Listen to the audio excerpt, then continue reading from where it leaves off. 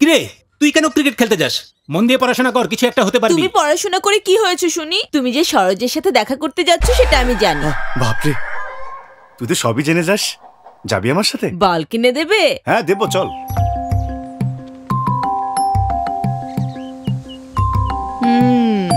সুন্দর।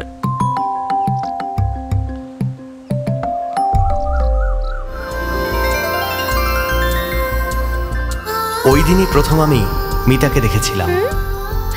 ছোটবেলায় যখন ক্রিকেট দেখতাম তখন সচিন হতে চাইতাম, সিনেমা দেখলে নায়ক হতে চাইতাম, কেউ যখন মারতো তখন পুলিশ হতে চাইতাম। কিন্তু মিতাকে দেখার পর সেদিন থেকে আজ পর্যন্ত আমি ওর হাজবেন্ড হতে চাই। তোমরা যাও, আমি এখানেই ঠিক আছি। তোমার নাম কি? মিতা চক্রবর্তী। আর তোমার? রাজ, শ্রীরাজ। আমি তোমাকে স্কুলে কখনো দেখিনি। আমি তোমার স্কুলে পড়ি না, অন্য স্কুলে পড়ি। ও, ওখানে ওরা কি করছে? ওখানে ওরা খেলছে, চলো আমরাও খেলি। আমি খেলতে পারি না। আমি শিখিয়ে দেব, চলো। আচ্ছা।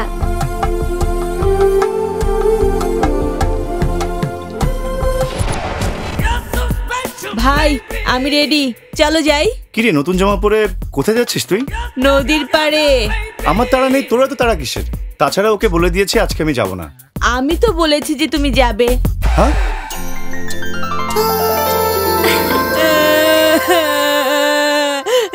এই চুপ কর বললাম। তুই তো বাংলায় ঠিকমতো পড়তে পারিস না, আবার ইংলিশ মিডিয়ামে পড়তে চাস। আরে বাদ দাও না, যেখানে পড়তে চায় পড়তে দাও।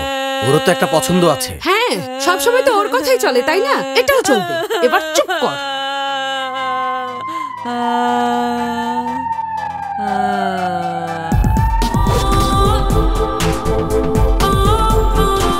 এই শোন। এই গুড মর্নিং বল। আমি কখনো টিচারকেই গুড মর্নিং বলিনি, আর তোমাকে বলবো? পাগল কোথাকার।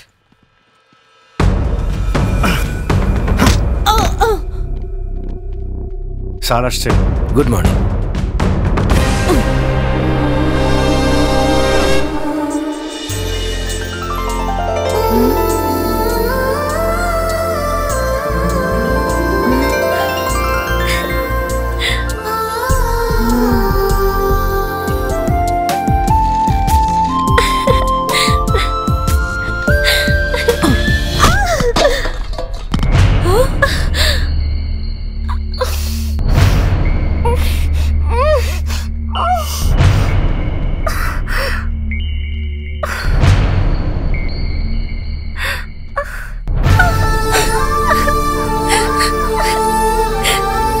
আমার বোনকে মেরেছিস?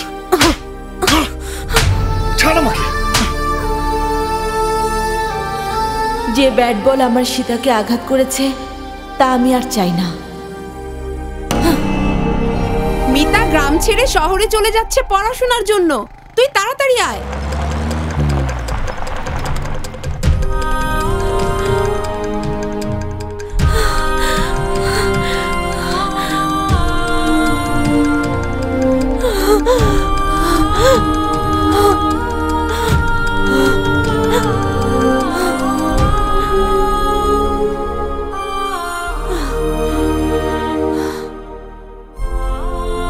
মন খারাপ করিস না, ছুটিতেও আসবেই।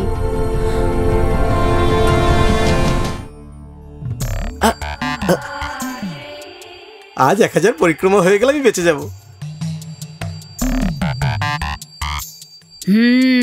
বাকি 999 পরিক্রমা তুই করবি। শুরু কর। আমি করলে আপনি কিভাবে পুণ্য পাবেন?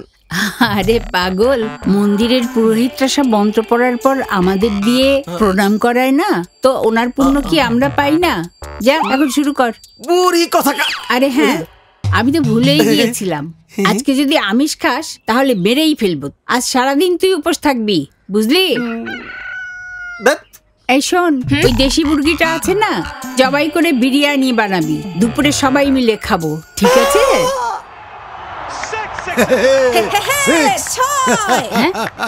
হ্যাঁ, আরে এটা কি সকাল সকাল সব কাজ বাদ দিয়ে খেলা দেখছিস? কি করবো মা, সব টাকা তো সিনেমার হিরো আর ক্রিকেটারদের কাছেই আছে।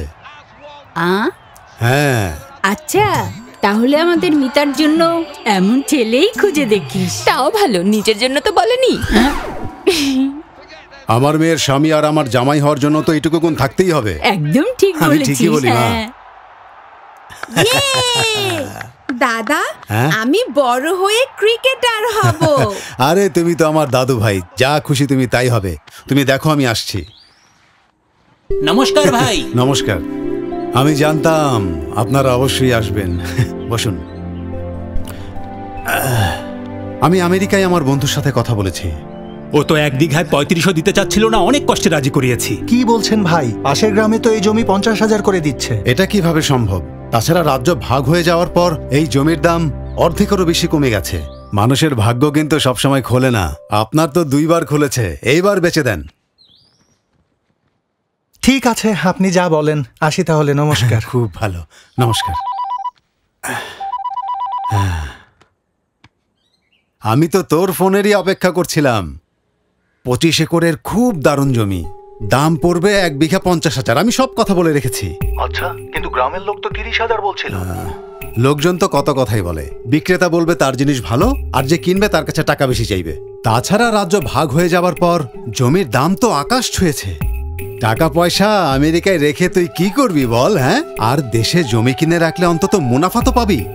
ঠিক আছে, আমি তাহলে টাকা পাঠিয়ে দিচ্ছি। হ্যাঁ, জলদি পাঠাস। দাম বেড়ে গেলে কিন্তু ঝামেলা হয়ে যাবে। সব মানুষে এরকম বিদেশিদের কথা বলে আমাদের দেশের মানুষদের বোকা বানায়।